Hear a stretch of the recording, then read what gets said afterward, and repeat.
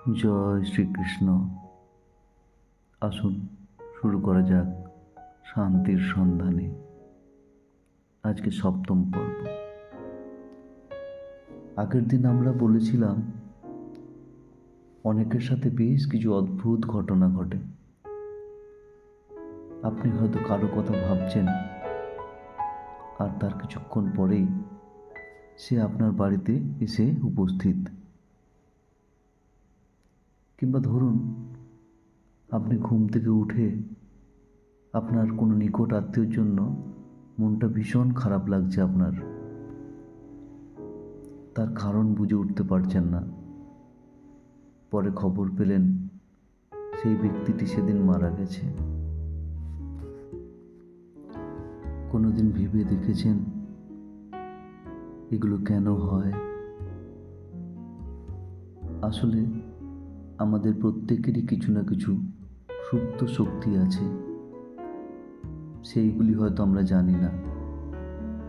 আর এই ধ্যান বা জপের মধ্যে সেই শক্তিগুলোকে বাড়িয়ে তোলা যায়। আপনি হয়তো ভাবতে পারেন এগুলো করে আমার কি লাভ? আমি বলবো লাভ হবে। আপনি যখন বুঝতে পারবেন এই মৃত্যুতেই জীবন শেষ নয়, তারপরেও একটা জগৎ আছে যা আপনার মনের জোর অনেক বাড়িয়ে দেবে। নিজের মৃত্যু চিন্তা বা নিকটাত্মীয়র মৃত্যু হয়তো তখন আপনাকে আর ততটা বিচলিত করবে না, বা অন্য কোনো দুঃখ আপনাকে নাড়া দেবে না।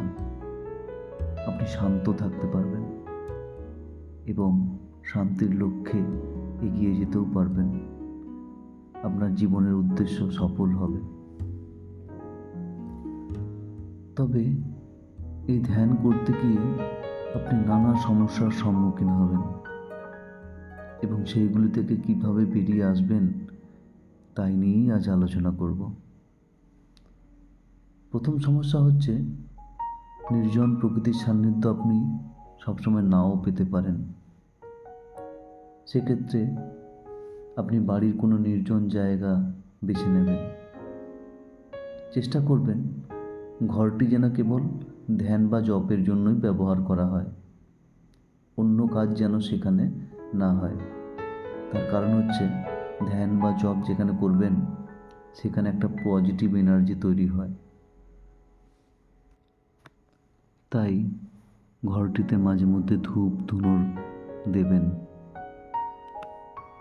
দেখবেন প্রথম দিকে ধ্যান করতে বসে আপনার মন বসছে না। আসলে আমাদের মাথায় নানা নেগেটিভ চিন্তা থাকে, কামনা বাসনা থাকে। আগের দিন ঘটা আপনার সাথে নানা সমস্যা থাকতে পারে, যেগুলো ধ্যানে বাধা দেয়। তাই প্রথমে কোনো ভক্তিমূলক গানে বা কোনো মিউজিক চালিয়ে একটু নাচ করে নিতে পারেন, কিংবা ঘাম ঝরানো ব্যায়াম। তারপর একটু ভক্তিমূলক গান বা কীর্তন শুনতে পারেন এবং এরপরে জোরে জোরে শ্বাস নিতে ও ছাড়তে হবে। এবং তা না পারলে আপনি প্রাণায়ামও করতে পারেন। এতে আপনার নেগেটিভ এনার্জিগুলো মন থেকে বেরিয়ে যাবে। এরপর ঘরে হালকা মৃদু আলো জ্বালিয়ে মিউজিক সিস্টেমে ওম ধ্বনি বা অন্য কোনো হালকা মিউজিক লাগিয়ে ধ্যান করতে পারেন। তবে লক্ষ্য রাখবেন এটাতে আপনি যেন আসক্ত না হয়ে যান। অর্থাৎ অন্যদিন আপনি যদি মিউজিক ছাড়াও যাতে ধ্যান করতে পারেন সেই বিষয়টা খেয়াল রাখবেন। বেশ কিছুদিন করার পর যখন ধ্যান একটু ভালো হবে তখন আপনি বেশ উপকার পাবেন। জানেন তো, কথায় বলে মেডিটেশন করলে মেডিসিনের দরকার হয় না। তবে সাধারণভাবে ধ্যান করলে এই পর্যন্তই ঠিক আছে। কিন্তু কেউ যদি ধ্যানের আরও একটু গভীরে গিয়ে ঈশ্বরকে খুঁজতে চান তাদের বলবো আপনার হৃদয়কে প্রথমে শুদ্ধ করতে হবে, আর সেটা করতে হবে নিঃস্বার্থ সেবা, পরের উপকারের মধ্যে দিয়ে। আর এগুলো করলেই আপনার হৃদয় শুদ্ধ হবে এবং আপনার ঈশ্বরের প্রতি প্রেম জন্মাবে।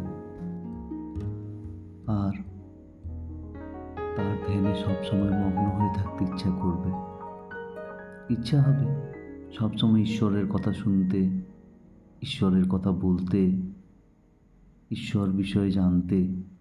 অর্থাৎ সারাদিন কাজের মধ্যেও আপনি ঈশ্বরকে স্মরণ করে যাবেন। অর্থাৎ আপন ধ্যান বা নজর থাকবে ঈশ্বরের দিকে। আর ঈশ্বরও বুঝিয়ে দেবেন আপনাকে যে তিনি আছেন। নানা ঘটনার মধ্যে দিয়ে আপনি বুঝতে পারবেন ঈশ্বরের উপস্থিতি। এমন এমন ঘটনা ঘটাবে আপনার সাথে, আপনার বিশ্বাস বহুগুণ বেড়ে যাবে। বুঝতে পারবেন ঈশ্বর আপনার সঙ্গেই আছেন। নানান অলৌকিক ঘটনা ঘটাবে ঈশ্বর আপনার সাথে, আর জানিয়ে দেবে তিনি আছেন। এরপর আপনি আর একটু কঠোরভাবে জীবনযাপন পালন করুন, ব্রহ্মচর্য পালন করুন। অর্থাৎ বীর্যকে রক্ষা করা, সিমেন্স নষ্ট না করা, সবসময় সত্য কথা বলা, ভগবান যা দিচ্ছেন তাতেই সন্তুষ্ট থাকা, জীবের প্রতি গভীরভাবে ভালোবাসা করা। অর্থাৎ আপনার কারণে কোনো প্রাণী যেন হত্যা যেন না হয়, সোজা কথায় মাংস না খাওয়া, হিংসা না করা। সর্বোপরি নিজেকে সঁপে দিতে হবে ঈশ্বরের চরণে। তাহলেই আপনি আরও দ্রুত এগিয়ে যাবেন পরমেশ্বরের সন্ধানে। যাই হোক, আজ এই পর্যন্তই থাক। পরের দিন আমরা বিভিন্নভাবে ধ্যান করা যায় সেই নিয়ে আলোচনা করব। জয় শ্রীকৃষ্ণ।